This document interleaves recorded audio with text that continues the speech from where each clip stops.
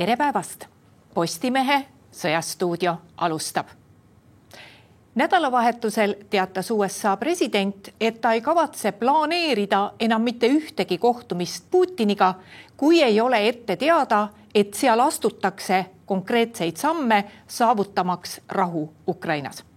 Meil on stuudios strateegilise kommunikatsiooni ekspert ja Riigikogu liige Peeter Tali. Tere päevast! Tere vabast Eestist! No kas see USA presidendi väljaütlemine võiks tähendada, et ta on nüüd sellest rahuvahendusest Ukrainas distantseerunud? Ei ole.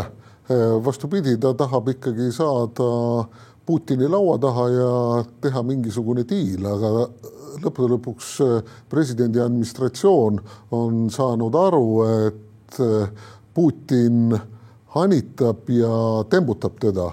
No, et kui pidi tulema ja tuligi siis Valgesse Majja kohtuma Ukraina president Zelenski, et seal läbi rääkida mingisugused tegevused, relvastus, varustus ja ka võimalikud pika ulatusega tiibrakettide Tomahawk üleandmine Ukrainale, siis see lõppes ju sellega, et Putin kohe helistas ja ütles, et hakkame läbi rääkima, anti jälle 2 nädalat, midagi ei juhtunud ja nii edasi. Ja nüüd siis Euroopa Liit ja Ameerika Ühendriigid on jõudnud nii kaugele, et on uued sanktsioonid kehtestatud Venemaale, et mis puudutab siis peamiselt naftatööstust ja samal ajal siis Venemaa ja Kreml saatsid oma eriesindaja Kirill Dmitrijevi Washingtoni, aga põhimõtteliselt teda Valgesse Majja ei lastud ja siis ta rääkis seal Fox Newsile ja ajakirjandusele mingit juttu, et Venemaa president ei kohtugi enne, kui ei ole seal kõiki asju kokku lepitud, aga see on ikka rubriigist, et Rebane ütles, et viinamarjad on hapud. No ühesõnaga, ameeriklased ei lase ennast enam anitada.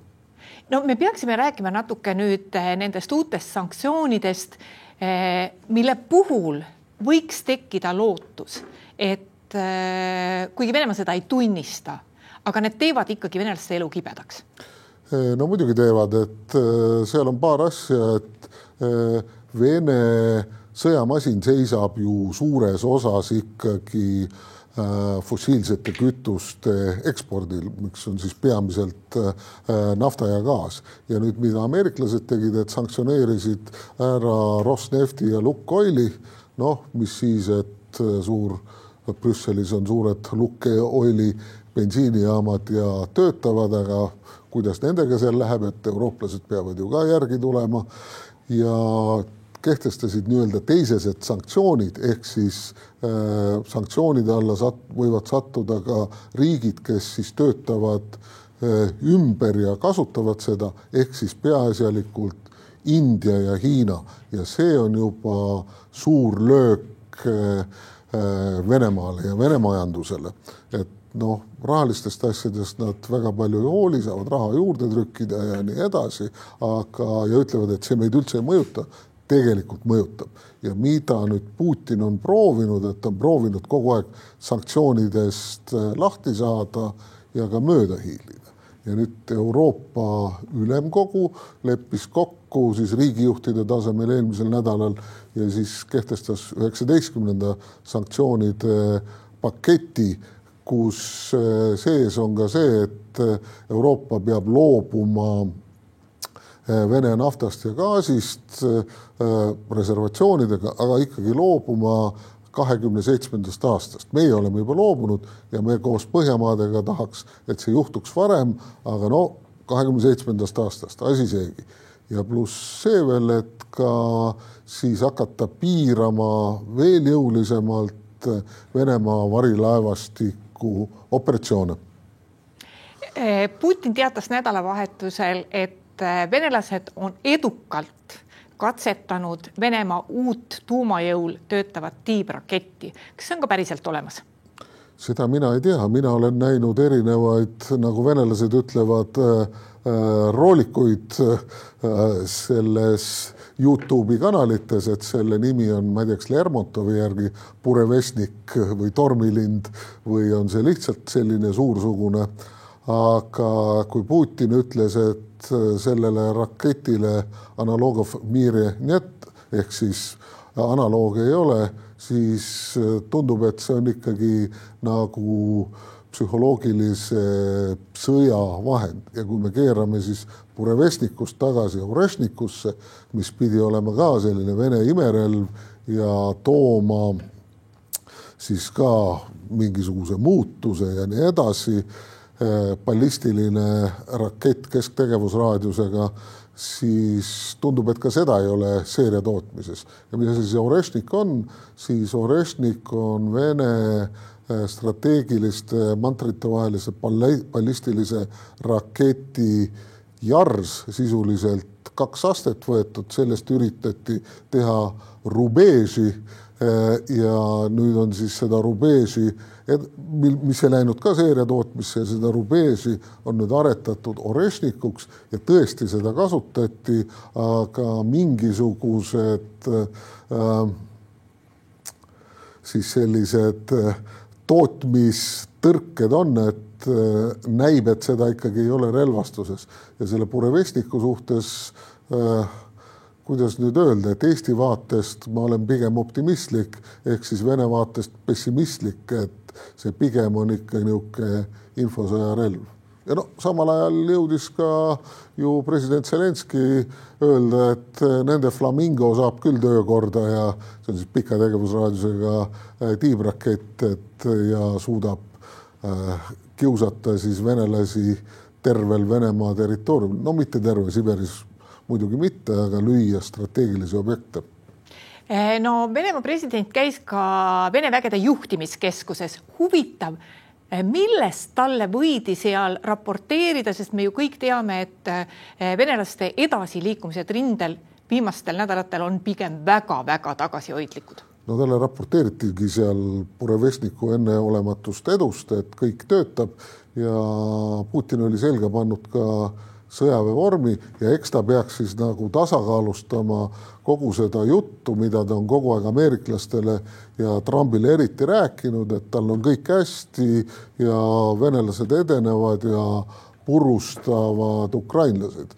Ja siis kindral Gerassimov, Vene kindralstaabi ülem, kandis ette, et on ukrainlaste grupeering sisse piiratud vägede grupp või pataljonide grupp on Kupjanski all ja see Kupjansk on siin üleval. Ja nüüd ukrainlased täna hommikul ikkagi teatasid erinevates kanalites, et ei ole midagi, et Kupjanskis lahingud käivad.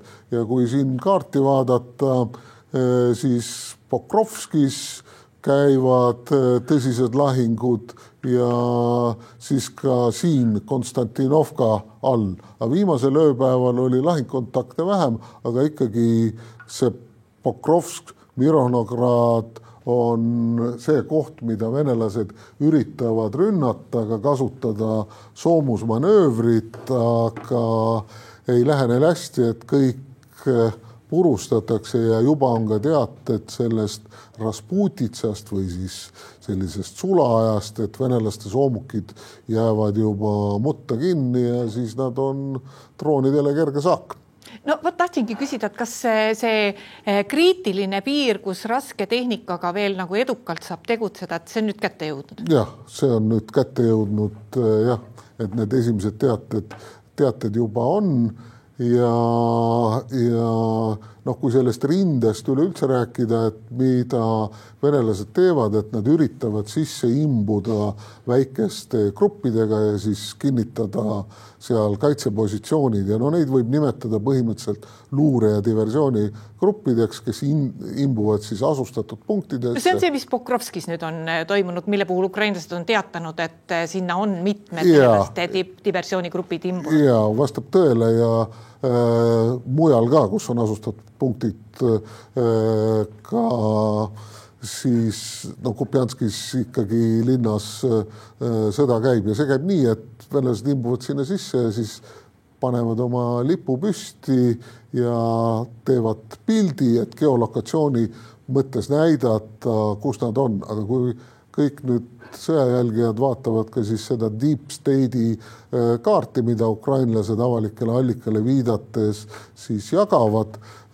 et seega paljuski ei vasta tõele, kuna niisugust esimese või teise maailmasõja aegset rindejoont ei ole, et ikkagi suuri alasid kontrollitakse droonidega ja sealt on võimalik vahelt läbi minna ja see on nagu mõlemalt poolt, et sellist rindejoont ei ole, et see on selline, ütleme selline väga mõtteline ja keeruline on öelda, kes seda kontrollib. Aga juba on nii, et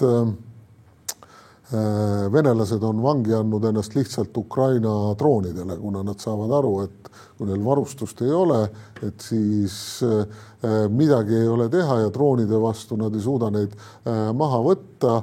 Nad on jäänud omaette ilma varustusteedeta ja siis ukrainlased on 10 kilomeetrite kaugusel ja siis droonid rahulikult eskordivad venelased kuskile punkti, relvad on maha pandud ja siis mõne aja pärast vahetatakse need venelased ukrainlaste vastu välja ja siis mõne aja pärast need venelased saadetakse uuesti Ukraina hakklihamasinasse. Venelased ka seekord talve eel on võtnud jälle sihikule, mitte et see muidu ei oleks, aga erilise tähelepanu alla Ukraina taristu, eriti kriitilise tähtsusega energiataristu. Mis pilt meil praegu 4. sõjatalvel sealt nagu vastu vaatab, et kui palju vähem Ukrainas elektrienergiat üldse on, kui võrrelda nüüd sõja algusega, et kui palju kehvem see olukord praegu on, sest iga järgnev sõjatalv on ju tuleb ukrainlastel vastu võtta järjest halvemates tingimustes, kõik ei suudeta ju taastada. No see on päris halb jah, et nüüd venelased, mida nad teevad, et nad kontsentreerivad oma lööke mingitele piirkondadele, et mingi konkreetne piirkond, mingi oblast, et lõhkuda see elektri ja soojavarustus, mõlemad siis ära, et neil oleks tõsised probleemid ja ukrainlased muidugi taastavad seda üsna kiiresti, aga jällegi neil on kogu aeg vaja abi ja seadmeid. Ja nüüd, mida ukrainlased vastukaaluks teevad, nad teevad täpselt seda sama, et nad lõhuvad rindeäärsetes või ütleme siis piirnevates oblastites lõhuvad elektrisüsteemi ja samamoodi ühendusteid, Vene naftarafineerimistehaseid, gaasijuhtmeid ja siis kimbutasid ka viimasel ööl Moskvat droonidega ja see mõte on see, et näidata seda venelastele, et tegelikult see ei ole mingi sõda kuskil kaugel, vaid see on sõda, mis jõuab ka nende koju ja isegi Moskvasse. Ja ega see nüüd ülemäära Kremlile ei meeldi, siis see töötab kahtepidi, et kui seda näidatakse venelastele, nad on nagunii selle Vene FSB eriteenistuse ja pealekaebamisega nii alla surutud, aga see mõjutab ka rahvusvahelist keskkonda, kus siis venelased ka ikkagi üritavad näidata, et nad on võitmas. Tegelikult nii hästi neil ei lähe ja kui me ütleme, et ukrainlastel on puudu palju inimesi, ega siis venelastel on ju ka täpselt see sama probleem, et kui rääkida värbamisest. Me peame rääkima jälle meie piirkonnast, sest nüüd on leedukad sattunud väga halba olukorda. Vilniuse lennujaam on väga mitmendat õhtut juba suletud õhupallide tõttu. Need ei ole sinna sattunud juhuslikud õhupallid juhuslikelt salakauba ja vedajatelt, see on teadlik rünnak. No täpselt nii on, et ega siis Kreml ja tema autoritaarsed sõbrad otsivad meie nõrkusi ja kui meil on midagi kuidagi reguleerimata, siis nad üritavad asümmeetriliselt ja intellektuaalset üleolekut kasutades meid lõhkuda. Ja nüüd kui rääkida, et kas õhupallid, salakaubavedu, droonid, salakaubavedu, kas see on uus asi? Ei ole. Et seda on valgevenelased kogu aeg teinud, aga et nüüd oleks võimalik salakauba vedu ilma KGB ja Valgevenes on KGB, nad ei ole seda kuidagi ümber nimetanud, et piirivalve on siis KGB osa ja KGB on siis põhimõtteliselt Vene FSB, ütleme siis päris allaharu ei ole, aga nad töötavad väga tihedalt koos. Ehk siis see ongi selline hübriidrünnak ja nüüd on see sama asi, et ühest küljest peaks reageerima politsei, teisest küljest kas õhupalle tohib alla lasta, droone ei tohi, et see ongi see abrakadabra ja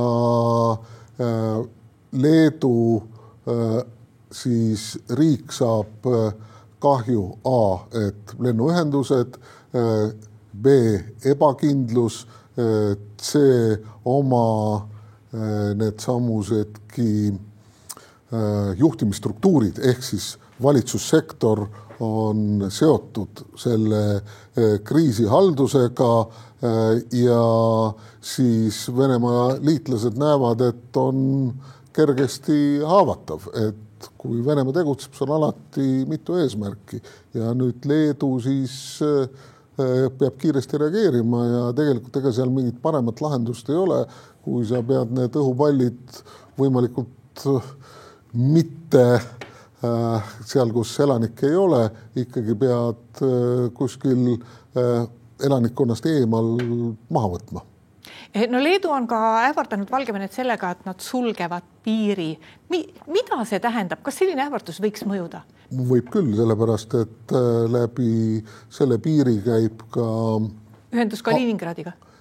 No üks asi on Kaliningrad, aga teine asi on kaubandus Hiinaga ja et see mäng on jällegi, et ka mõjutada Hiinat, et Hiina siis mõjutaks Valgevenet. Et sa peadki midagi tegema ja see on üsna tõenäoline, et leedulased seda teevad, et nad on ikkagi mõnevõrra keevaverelisemad kui meie eestlased. Mis meid takistab nüüd ära otsustamas, mis sellisel juhul, ma mõtlengi just nimelt NATO-t ja Euroopa Liitu, et mis sellisel juhul teha, praegu meie siin Eestis oleme suhteliselt rahulikult, see on kuskil Vilniuses, aga kui Tallinna lennujaam oleks 3. õhtut kinni, siis tõenäoliselt meil siin Eestis väga rahul ei oldaks ja ma arvan, et täpselt samamoodi ei olda väga rahul praegu Leedus. Muidugi ei olda, aga peame kaardi pealt vaatama, kus see Vilnius asub, et see Vilnius on ju, ma ütlen, 30-40 kilomeetrit Valgevene piirist, et see on lihtsalt nii lähedal. Ja kas teoreetiliselt Tallinna lennujaama on võimalik droonidega kimbutada? Jah, on, et on võimalik droonidega kimbutada A, merelt või B, siis Tallinnast endast kuskilt Tallinna lähedalt. Aga jällegi, et me peame ise reageerima, et siin nagu NATO abile või NATO reageerimisele loota väga ei saa, aga see sama probleem oli ju ka Norras ja Taanis erinevatel lennuväljadel ja isegi Belgias selles Thalese tehases, mis tegi odavate droonide raketitõrje süsteemi ja lendasid ka tundmatud droonid ja tegelikult sellega siis Venemaa hoiab meil survet peal ja mina loodan küll, et see on nii nagu on Põhjamaades ja siin Eestis ja Poolas ja loodan, et ka Saksamaal, et see paneb meid rohkem tegutsema ja olema otsustavamad, sest venelased keeravad alati vindi üle. Peeter Tali, aitäh tulemast Postimehe Sõjastuudio saatesse. Ja aitäh ka kõigile neile, kes meid täna vaatasid. Postimehe järgmine otsesaade on eetris kolmapäeval. Seniks lugege uudiseid postimees.ee.